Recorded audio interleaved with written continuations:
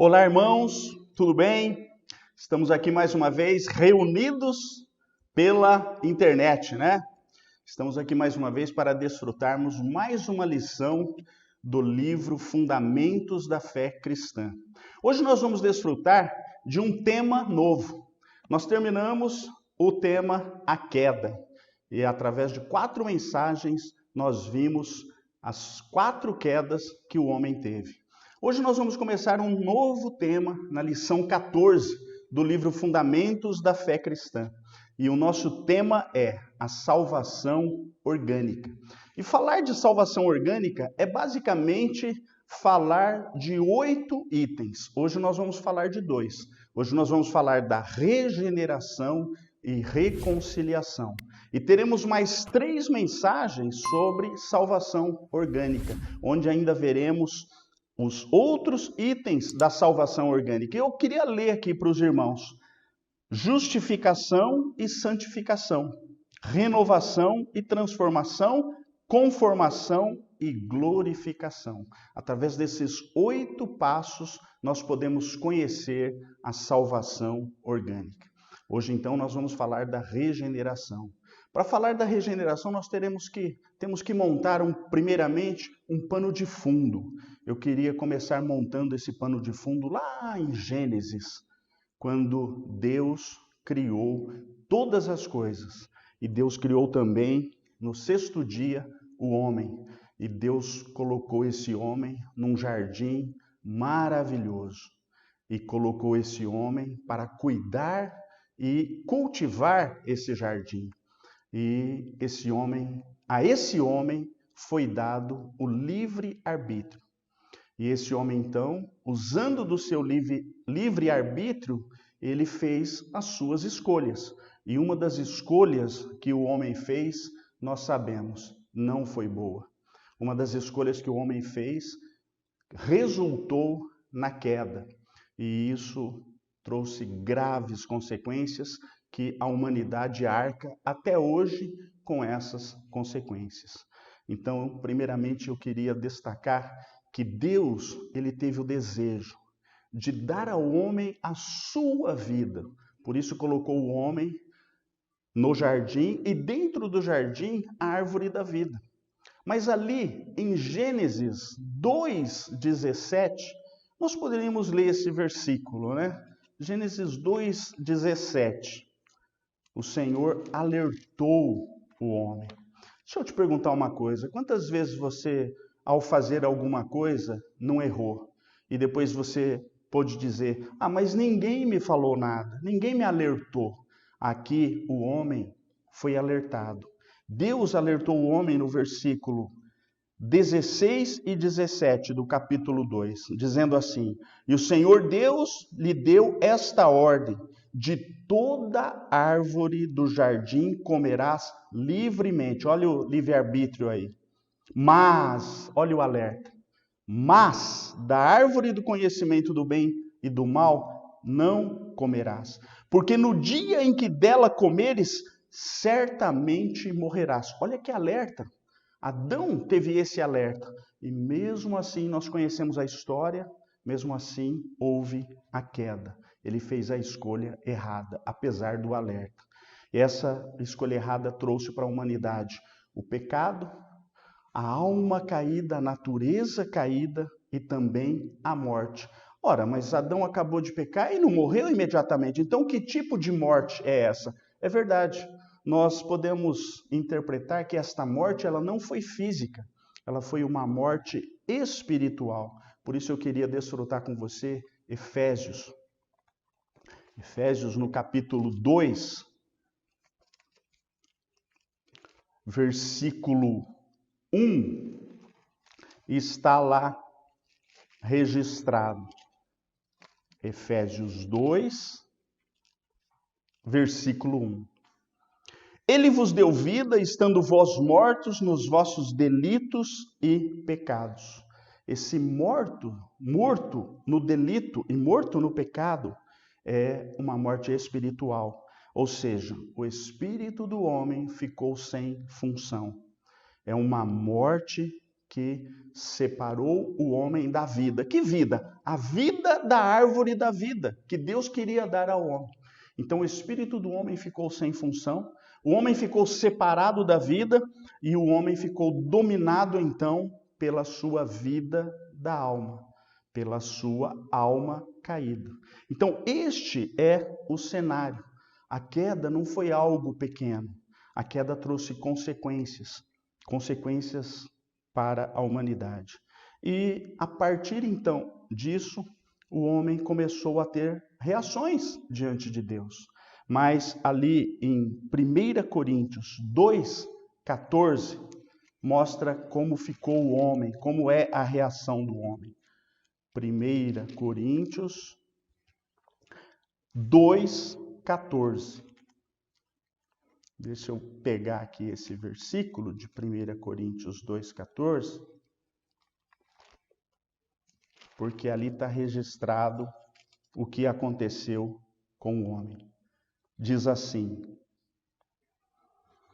1 Coríntios 2:14, diz assim: Ora, o homem natural não aceita as coisas do Espírito de Deus, porque se discernem espiritualmente.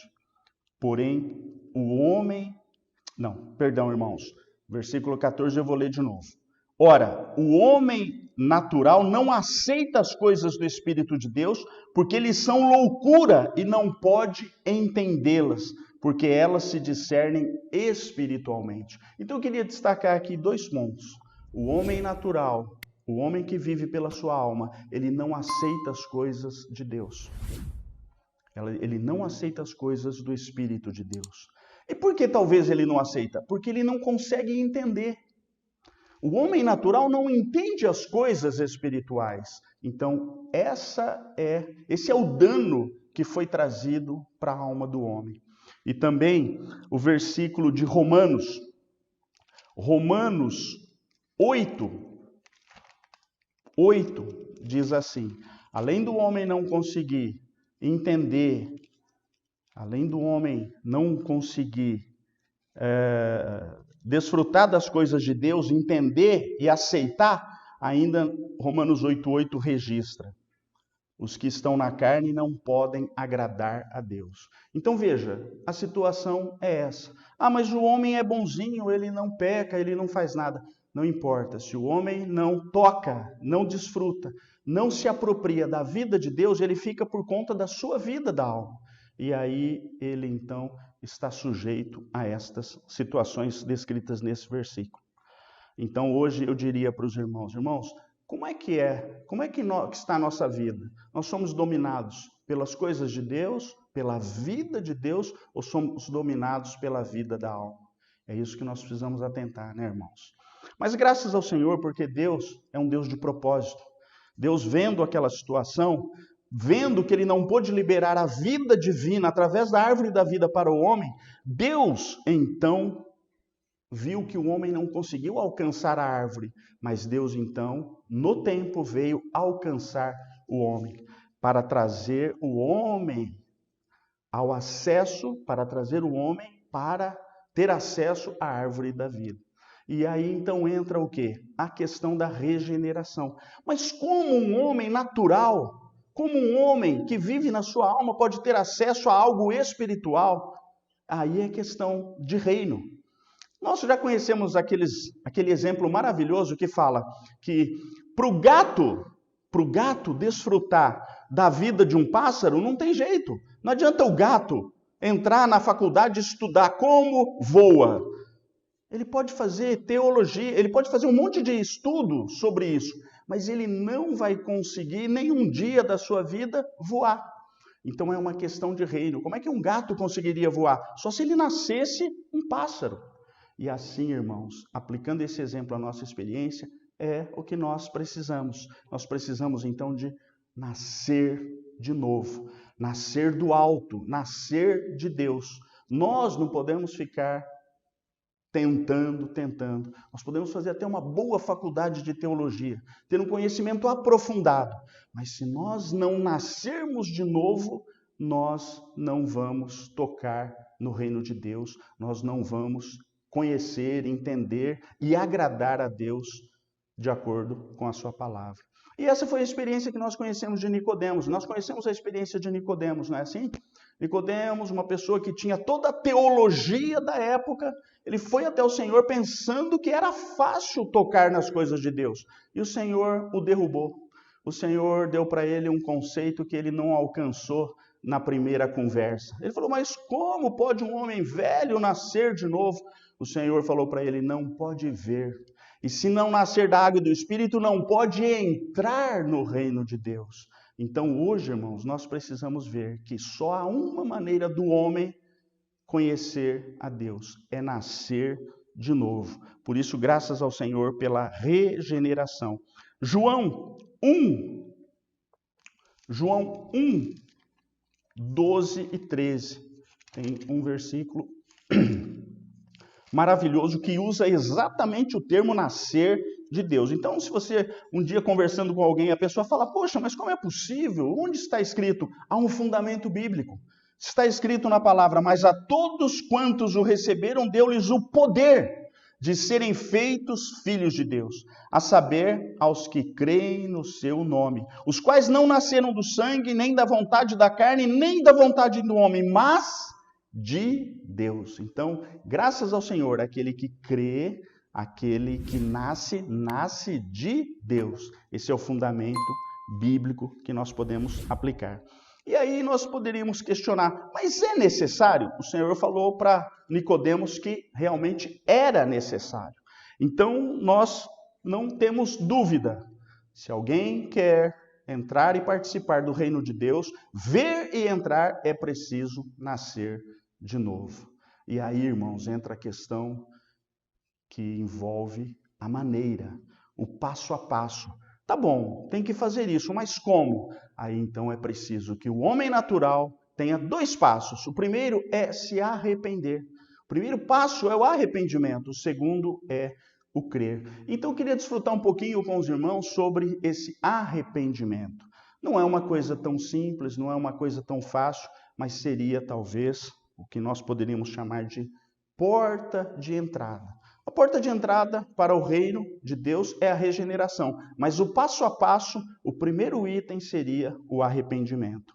E como é que se dá isso? De uma forma simples seria, um dia o ser humano ouve a palavra, ou ele lê a palavra, e ele então é tocado pelo Espírito de Deus, e naquele momento que ele está ouvindo o Evangelho, ou lendo a palavra, o Espírito de Deus o ilumina, trabalha na pessoa dele. E ele então começa a sentir, começa a ver a sua própria pessoa. Começa a ver que ele é um pecador. Começa a ver que se ele pensa que ele é bonzinho, mesmo assim ele começa a ver que ele é corrompido. E começa a ver-se como um inimigo de Deus. E mais ainda, essa pessoa começa a ver, eu estou trilhando um caminho longe de Deus. Eu estou levando uma vida longe de Deus. E a partir daí, então, essa pessoa começa, a partir desse sentimento, ela começa a pensar.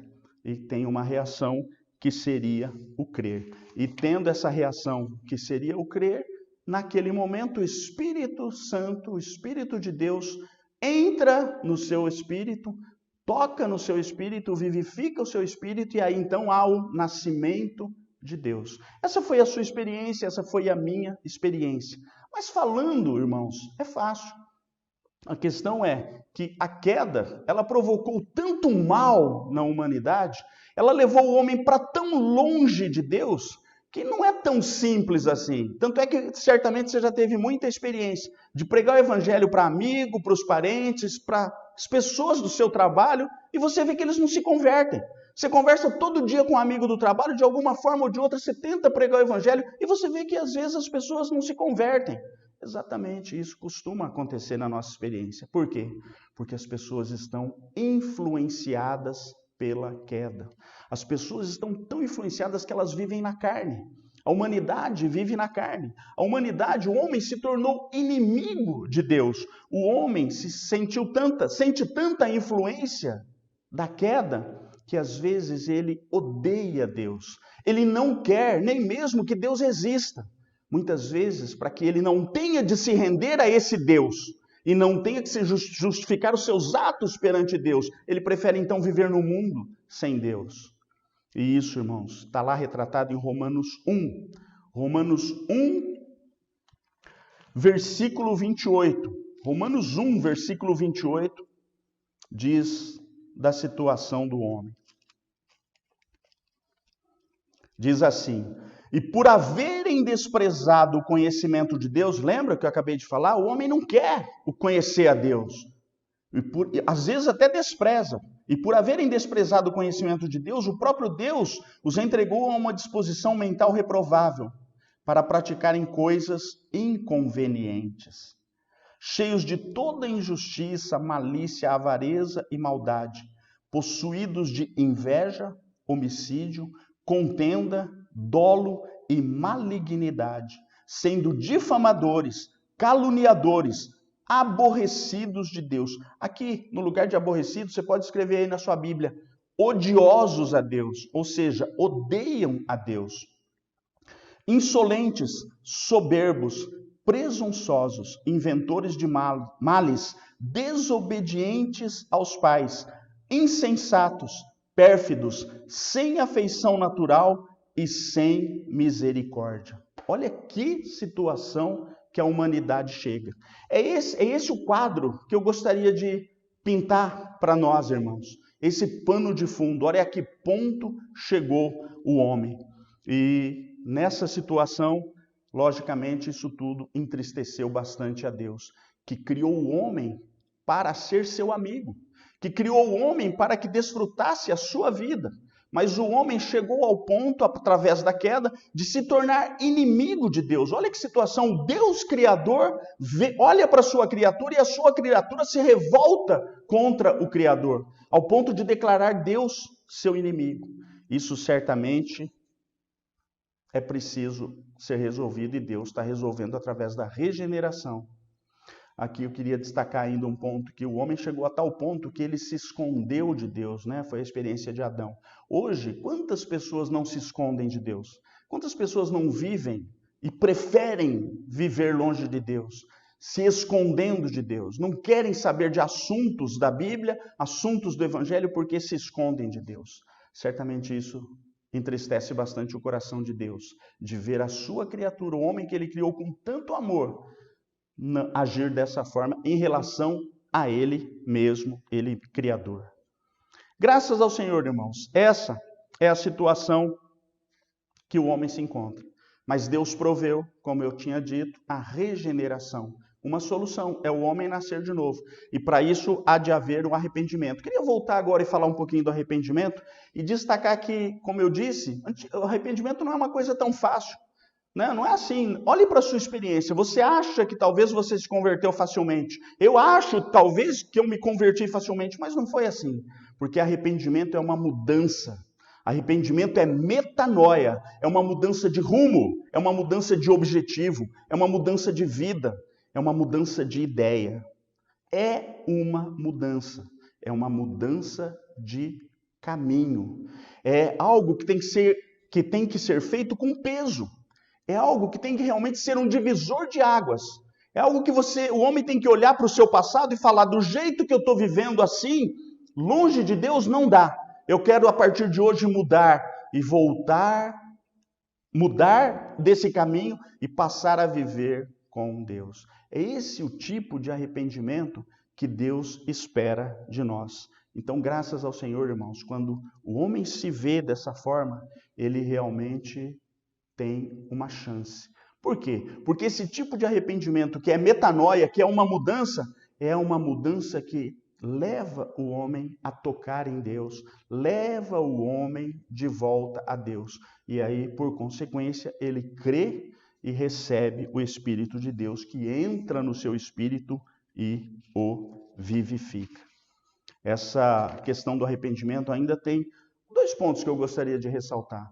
O arrependimento às vezes é confundido com a introspecção humana, com o aspecto humano.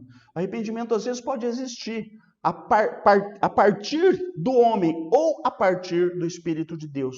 E isso é bastante interessante. Quando parte do homem, o homem até reconhece que errou. mas não progride.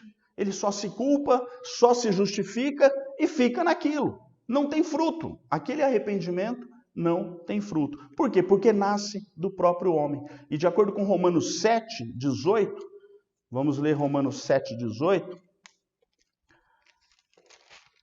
tem um versículo que não nos dá chance. Não dá chance ao homem de fazer alguma coisa. Porque diz assim: porque eu sei que em mim, isto é, na minha carne, não habita bem nenhum. Pois o querer o bem está em mim, não porém o efetuá-lo. Então não adianta o homem sozinho falar: não, eu sei que eu errei, então eu vou tentar melhorar. Isso não resolve. Isso não ajuda o homem porque não produz resultado. Eu gostaria de ler ainda Jeremias 17. Jeremias 17, 9. Tem um versículo bastante claro. Diz assim, a primeira parte: enganoso é o coração. Então não adianta o homem confiar em si mesmo, porque a Bíblia fala que enganoso é o coração mais do que todas as coisas e desesperadamente corrupto. Então não adianta nós confiarmos no nosso coração, irmãos. Nós cansamos de ouvir pessoas dizendo: não, eu não mato, eu não roubo, não desejo mal para nenhuma formiga. Mas não é assim. Se você for verificar o histórico, você vai ver que o nosso coração é exatamente como está descrito aqui nesse versículo. Nós temos que nos render a essa palavra, porque é uma palavra verdadeira. E se você voltar um pouquinho em Jeremias 13, 23, tem um versículo que também confirma. Diz assim, 13, 23. Pode acaso o etíope mudar a sua pele? Ou o leopardo as suas manchas? Quer dizer, você pode fazer alguma coisa por você mesmo? Você pode sozinho mudar alguma coisa em você? Certamente não. O leopardo não consegue mudar as suas manchas. E assim, esse versículo confirma que o homem não pode sozinho originar dele mesmo o arrependimento. Mas aí, irmãos, nós temos uma palavra maravilhosa. Eu fiquei maravilhado. Romanos 2, 4 nos dá a solução. Então não fique preocupado, então não tem jeito, não dá para se arrepender, ou ficar questionando, será que o meu arrependimento foi verdadeiro? Não, fique tranquilo. A Bíblia diz em Romanos 2, 4 que é a bondade de Deus que nos conduz ao arrependimento. Sabe, aqui eu gostaria que você lembrasse um pouquinho como é que foi a sua experiência. Aqui a Bíblia usa o termo conduz. A bondade de Deus conduziu a mim ao arrependimento. A bondade de Deus certamente conduziu a você ao arrependimento.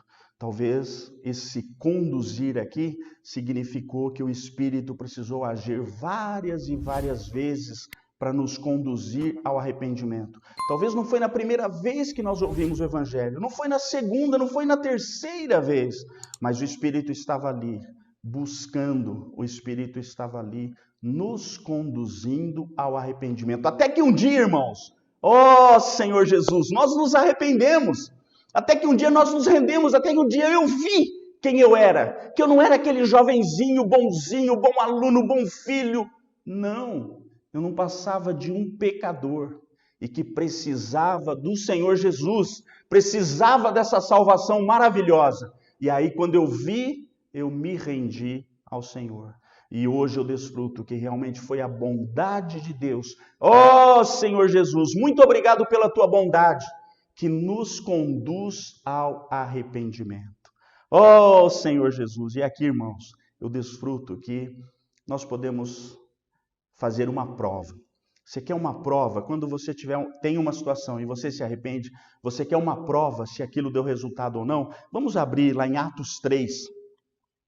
Atos 3 tem um versículo que nos dá a prova, se é que nós podemos dizer assim.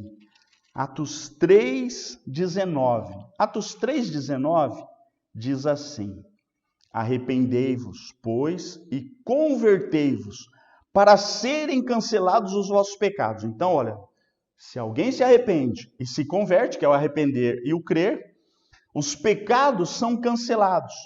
E aí, olha o que diz o versículo 20. A fim de que da presença do Senhor venham tempos de refrigério. No dia que você se converteu, certamente você se sentiu muito, muito, muito refrigerado, não é assim?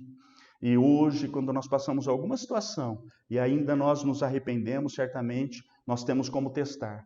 Se nós sentimos refrigério da parte do Senhor, é porque o nosso arrependimento foi verdadeiro. Então, graças ao Senhor por essa regeneração. Ó Senhor, nós nascemos de novo e através do arrependimento e do crer, nós chegamos até aqui. Mas logo, irmãos, que nós também nos convertemos, nós ganhamos de brinde a reconciliação. Sabe por quê? Porque a Bíblia fala que nós éramos inimigos de Deus. Lembra aqueles versículos que nós lemos falando qual a queda do homem, o tamanho da queda do homem? Ali está embutida a inimizade entre o homem e Deus. Então é preciso reconciliar. Quando duas pessoas estão em situação de inimizade, elas têm que se reconciliar. E era essa a situação. O homem se tornou inimigo de Deus. Esse versículo está lá em Romanos 5,10. Vamos ler Romanos 5,10. Está escrito claramente que o homem é inimigo de Deus. Porque se nós, quando inimigos, fomos reconciliados com Deus, mediante a morte do seu Filho, muito mais estando já reconciliados, seremos salvos pela sua vida. Então, graças ao Senhor, nós éramos inimigos que fomos reconciliados.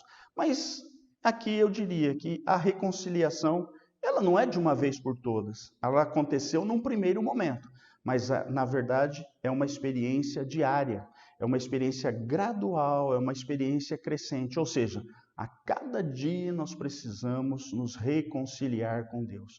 Sabe, irmãos, a experiência que eu tenho é que quando eu levanto da cama, parece que eu levanto inimigo de Deus. Parece que eu levanto com um espírito diferente, parece que eu acordo numa alma caída. Então, logo pela manhã eu sinto, eu já preciso me aproximar de Deus. Parece que eu já levanto longe de Deus. Então, logo pela manhã nós já precisamos, ó Senhor Jesus, e vamos nos reconciliando. E essa reconciliação, irmãos, ela é necessária. Sabe por quê? Porque nós ainda vivemos na carne. Nós ainda sentimos na nossa carne a influência da queda que nos leva a pecar, nos leva a ficar afastados de Deus, nos leva a viver longe de Deus. Fica alguns minutos, fica umas 2, 3 horas sem invocar o nome do Senhor. Fica 2, 3 semanas sem ter contato com a palavra, sem ter contato com os irmãos, sem participar das reuniões. Você começa a sentir que as influências da queda começam a ficar fortes em nós. Então, para apagar tudo isso, amenizar, anular tudo isso, nós precisamos da reconciliação. Sempre está voltando ao Senhor. E essa volta ao Senhor, irmãos, tem que ser uma volta sem medo. Né? Hebreus 4,16. Hebreus 4,16 é um versículo maravilhoso que fala para nós nos achegarmos. Sabe, o nosso Deus, ele tem algumas coisas maravilhosas, ele nos dá algumas dicas maravilhosas. Uma das dicas que o Senhor dá para nós é que ele quer a nossa presença. Começou lá em Gênesis, ele falou: Adão, onde estás? Ele não perguntou para Adão, o que você fez? Ele falou, eu quero saber de você, eu quero saber onde você está, porque eu quero você aqui comigo. Isso, irmãos, é o coração do nosso Deus. Por isso ele fala, achegue-se. Achegue-se confiadamente, achegue-se sem medo. Aqui há um trono de graça nos esperando. Então, irmãos, que nós possamos nos achegar nessa reconciliação sem medo, confiadamente, atendendo ao chamado do Senhor. Amém?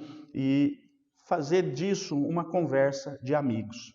Você já imaginou se você, para conversar com Deus, você precisasse fazer assim: Excelentíssimo Senhor Deus, meritíssimo juiz do Supremo Tribunal do Universo. Eu, Tadeu, profissão tal, qualificação tal, estou aqui para expor e requerer o seguinte: ontem eu fiz uma coisa errada, peço o seu perdão pelo deferimento. E assino embaixo. É assim que a gente conversa com Deus? Não. Nós conversamos com Deus como amigo. Nós conversamos com Deus com intimidade. Sabe, então eu não vou avançar tanto dizer, não, chama Deus de cara, chama Deus de não. Talvez nós não precisemos exagerar, mas crie a sua intimidade com Deus. Crie aquele momento que você fala, Senhor, Eu te conheço. Senhor, o Senhor também me conhece. O Senhor sabe o que eu fiz. O Senhor sabe onde eu errei. Eu não preciso contar. É essa intimidade que te permite conversar com Deus, não é assim? Quando você tem um amigo, toda vez que você conversa com um amigo, você precisa contar toda a sua vida, o seu passado para o seu amigo. Às vezes, numa palavra, ele já te entende. E assim que possamos ser nós com o Senhor, termos uma intimidade, nos reconciliarmos com Ele no dia a dia. E aquilo que nós precisarmos, nós pedirmos ajuda. Possamos dizer, Senhor, preciso da Tua ajuda, isso eu não estou conseguindo. Me ajuda, Senhor. O Senhor me conhece. E realmente, irmãos, será o maior prazer do Senhor nos ajudar e nos salvar, nos conduzindo através dessa salvação que é orgânica, é algo de vida.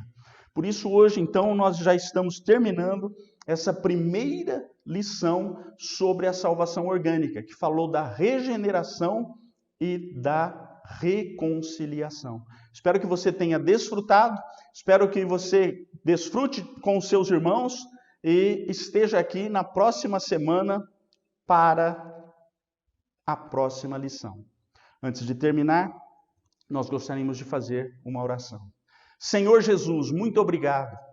Ó Senhor Jesus, muito obrigado porque um dia o Senhor nos deu a oportunidade de nós te conhecermos. E o Senhor conduziu a nossa pessoa ao arrependimento verdadeiro, que proporcionou a nós tocarmos, vermos a nossa condição e nos arrependermos para uma salvação diante de Ti. Senhor, muito obrigado. Que nesse momento o Senhor possa alcançar aquele que precisa desse arrependimento. Que o Teu Espírito possa conduzir cada um que está ouvindo e que tem necessidade de ser conduzido a este arrependimento, para uma salvação orgânica, para não viver mais longe da vida de Deus, mas ter uma escolha de viver a partir de agora com Deus em sua vida. Ó Senhor Jesus, aleluia! Graças a Deus, muito obrigado, até a próxima. Jesus é o Senhor. Você pode acessar com a câmera do celular. Escaneie nosso código aí na sua tela e com um clique ir direto para o nosso site. No site você pode se inscrever no canal do YouTube com um clique. Pode deixar seu pedido de oração e também fazer as suas ofertas. Ou clique no link na descrição.